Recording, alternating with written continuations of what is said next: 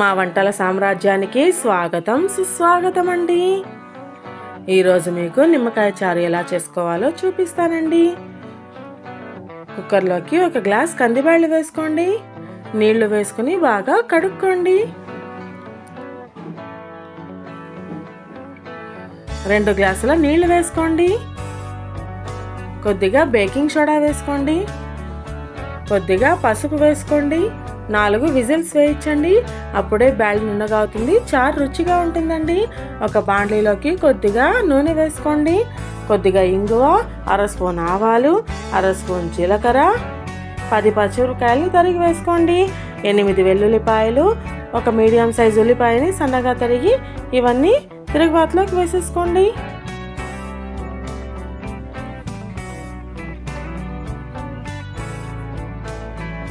కొద్దిగా కరివేపాకు వేసి బాగా మగ్గనివ్వండి. మగ్గిన తర్వాత మనం ఉడికించి పెట్టుకున్న కందిబ్యాళ్ళను వేసేసుకోండి. కొద్దిగా పచ్చి కొబ్బరి వేసుకోండి. కొద్దిగా కొత్తిమీర వేసుకోండి. 2 స్పూన్ల ఉప్పు వేసుకోండి.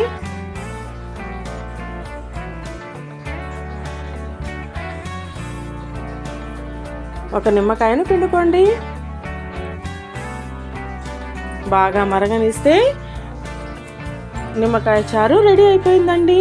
చాలా టేస్టీగా ఉంటుంది. మీరు ఒక్కసారి ట్రై చేసి చూడండి. మీకు నచ్చినట్లయితే మా వంటల ఛానల్ను సబ్స్క్రైబ్ చేసుకోండి. అలాగే కొత్త రుచులను ఆస్వాదించండి.